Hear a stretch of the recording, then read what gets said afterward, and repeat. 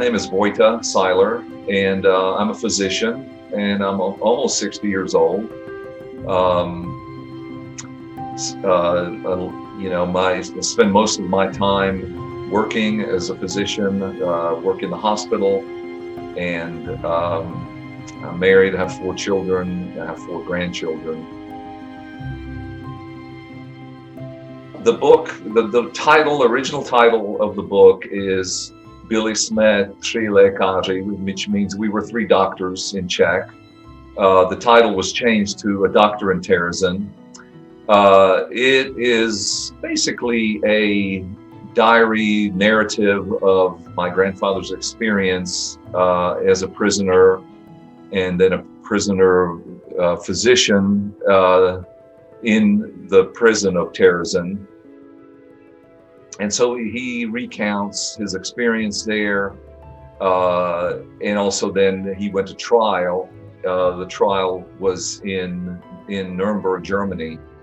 And the reason it was called initially We Were 3 Doctors is that he was arrested and there were 2 other doctors from his town, so there were 3 of them that he was with there. The book actually doesn't really flesh out a lot about the other 2. A little bit it does, but mainly it's his story, how he was there, how he became the head physician there in the prison. My grandfather, Votya Sailer, he lived in the town of WW2 as a physician there, and he was arrested, being implicated as helping the underground of the times. He recounts this in the book, where people would come to the office, or a man would come to the office, and he would collect either information or money, and in that way it was less conspicuous because it was done in his office, and they would pass through there to get the information. My father received the book from my grandfather, and we had actually moved to the United States at that time, and my father thought it would be good to propagate the book in the United States, and which would probably, in his mind, get it to the rest of the world. One of the purposes of my grandfather writing the book in his, as he writes in the book, is so the rest of the world will know, and also so that the young people will know and not forget what has happened. The manuscript lay dormant and essentially basically got lost, and I never did get to read it. So probably 5 or 6 years ago, we found the manuscript, and really through the prompting of my son, we decided to make the grammar, I guess you could say, more readable or more appropriate. And so my son, his name is Nicholas, but his middle name is Vojta. So it's basically 4 generations of Vojta that have worked on this book. And I feel like we've done a really good job, especially for the family. And there's certainly been a lot of readership interest beyond that.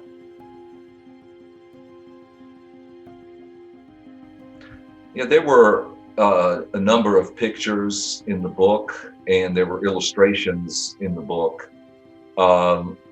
The way the layout was a little unusual for what we do today, but all the illustrations and all the pictures were in the back of the book. The illustrations were mostly done, they were not done by my grandfather, they were done by somebody I don't know.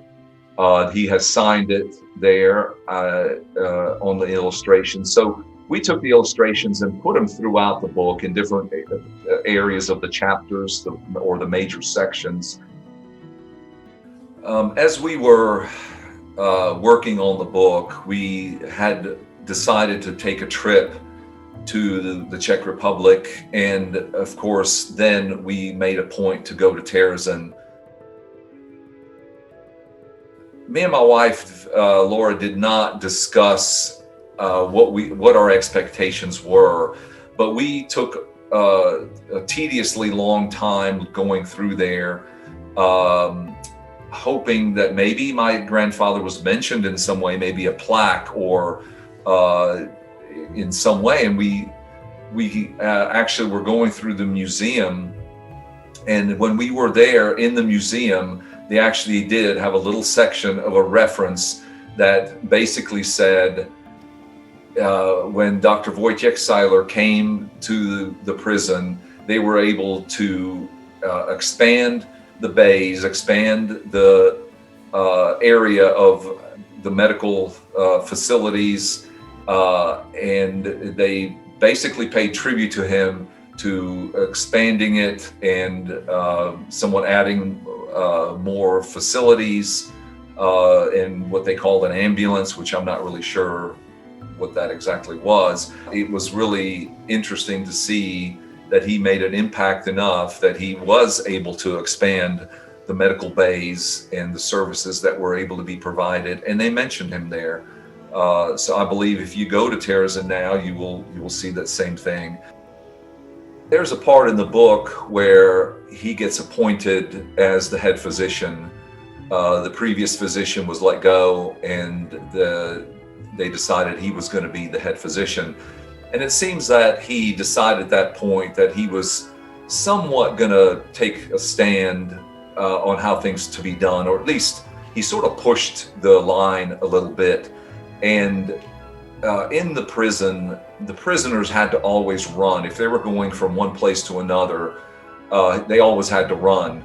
Well, he decided somehow that he was not going to run.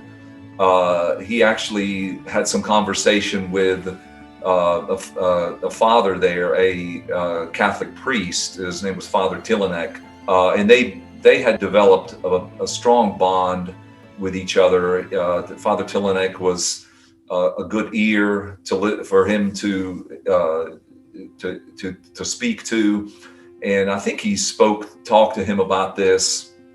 And there was a time where right at the beginning he got called to take care of a child of one of the guards, and so he decided to just walk there.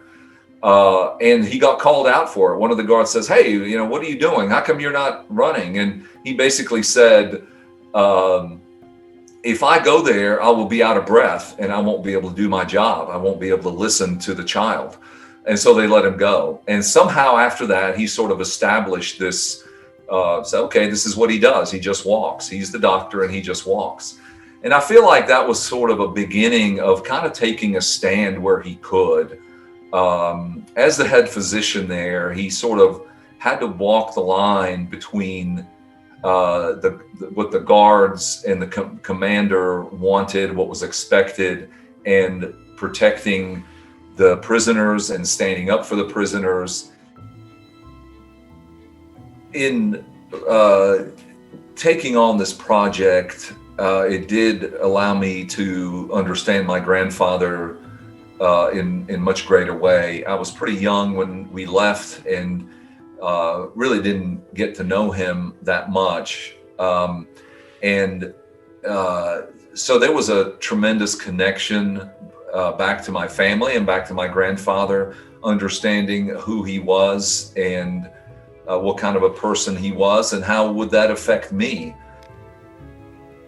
One of the things I noticed about him is really just how he took a stand for the truth, took a stand for what was right. And many times I asked myself, and not just about him, but the people that were there, because they described many events of torture and harassment. I almost cannot put myself into his shoes. I just can't do that. We don't live in that kind of a time. We live in a very different time, although there may be occasion for me to be able to stand up for a truth, make a stand in some way, stand against a regime or an ideology that is evil or not correct. And that is what he did. He stood up against it in his way that he could.